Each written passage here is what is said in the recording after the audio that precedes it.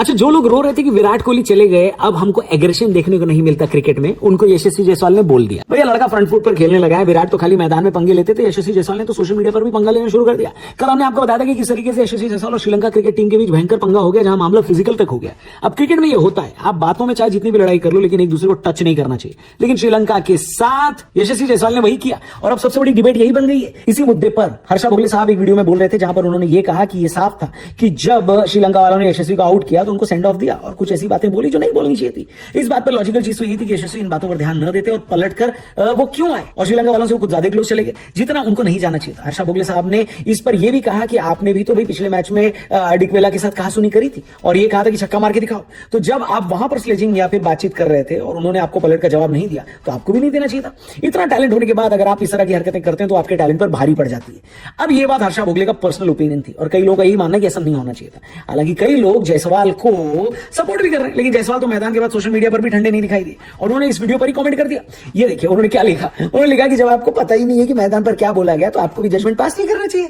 अगर हमसे कोई कुछ ऐसी बात कह देगा जो उसे नहीं कहनी चाहिए, तो उसको यह बात पता होनी चाहिए कि इंडिया वाले भी लड़ने का और जवाब देने का बूता रखते हैं। अब ये मुद्दा गर्मा गया, आप किसी भी साइड पर रहो इस डिबेट में, लेकिन ऐसा पहली बार हुआ है कि खिलाड़ी ने पहले ग्राउंड पर एंगेज किया और उसके बाद उसका गुस्सा जब ठंडा नहीं हुआ तो सोशल मीडिया पर भी डिफेंड करने वालों को सुना दिया और बोल दिया। इस पूरे मुद्दे पर आप क्या सोचते हो, कमेंट करके जरूर बताना। फिलहाल मैच के बारे में बता देता हूं भाई साहब, सोशल मीडिया पर तो फुल टेंशन बढ़ गई है। तो भाई मैच में क्या हुआ, लोग सारांश जैन की बैटिंग देखने के लिए सुबह सवेरे उठे कि भाई देखिए आने वाले टाइम में जो स्पिन बॉलिंग ऑलराउंडर है, क्या उसमें जडेजा और अक्षर पटेल और अश्विन वाली बात है या नहीं। लेकिन सारांश जैन थोड़ी जल्दी आउट होकर चले गए। कल पहले दिन का खेल जब खत्म हुआ, ऋषभ पंत इंजर्ड थे और डे 1 पर, और प्रेस कॉन्फ्रेंस में टीम इंडिया के मैनेजमेंट ने बोला था कि इतनी बड़ी इंजरी नहीं है और ऋषभ दूसरे दिन बैटिंग करने के लिए अवेलेबल होंगे।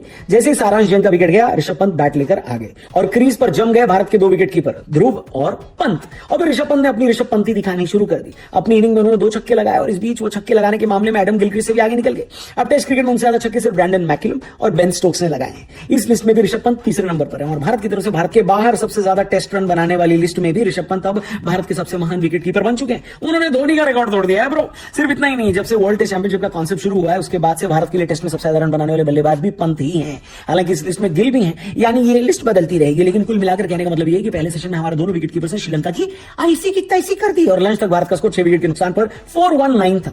लंच के बिल्कुल पहले का जो ओवर था उसमें पंत ने यह दिखा दिया कि उनके इरादे क्या है। जनरली लंच से पहले वाला जो ओवर होता है उसमें बल्लेबाज ज्यादा चांस लेता नहीं है, लेकिन पंत ने वहां पर भी चौका और छक्का लगाया और ये दिखाया कि वो फुल स्पीड में ही खेलेंगे, लेकिन जब सावधानी जाती है तो दुर्घटना भी घट जाती है। ऋषभ पंत लंच के फौरन बाद आउट हो गए। उसके बाद श्रीलंका को एक और विकेट मिला जो कि मानव सुथार का विकेट था, लेकिन दूसरे एंड पर ध्रुव जुरेल ने श्रीलंका वालों को लगातार परेशान करके रखा।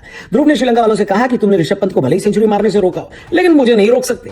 बहुत ही क्लासिकल और बढ़िया इनिंग खेलते खेलते चाय के बाद ध्रुव अपनी सेंचुरी की तरफ बढ़ रहे थे, लेकिन सेंचुरी पहुंचने से सिर्फ 5 रन पहले यानी 95 पर जब वो थे तो श्रीलंका में बारिश हो गई, जिसकी वजह से मैच बहुत देर तक रुका रहा। बारिश रुकने के बाद जब ध्रुव जुरेल वापस आए तो तत्काल प्रभाव से उन्होंने अपनी सेंचुरी पूरी कर ली, क्योंकि डीएसपी सिराज और प्रसिद्ध कृष्णा पर आप कितना ही निर्भर करोगे। नहीं, इस इनिंग्स में देवदत्त पडिक्कल के बाद ये दूसरी भारतीय की सेंचुरी थी। साथ में शुभमन गिल और ऋषभ पंत की हाफ सेंचुरी भी मिला लो तो इंडिया ने बढ़िया 503 रन बनाए, 503 9 विकेट के नुकसान पर, और दिन का खेल खत्म होने से पहले डिक्लेयर भी कर दिया ताकि जो थोड़े बहुत ओवर बाकी बचे उसमें भी विकेट लिया जा सके। और जो बचे हुए 3 ओवर थे उसमें भारतीय गेंदबाजों ने भी कमाल कर दिया, बल्कि पहले विकेट के लिए गेंदबाज ने नहीं बल्कि फील्डर ने कमाल किया। इतनी बेहतरीन कैच पकड़ी यशस्वी जायसवाल ने, ऐसा लग रहा था जैसे कैच पकड़कर श्रीलंका और हर्षा भोगले दोनों को जवाब देने की कोशिश कर रहे हो। और फिर दिन की आखिरी गेंद पर इस सीरीज में भारत के बेस्ट गेंदबाज रहे मानव सुथार भी एक्शन में आ गए, और जाने से पहले उन्होंने नाइट वॉचमैन बनकर आए।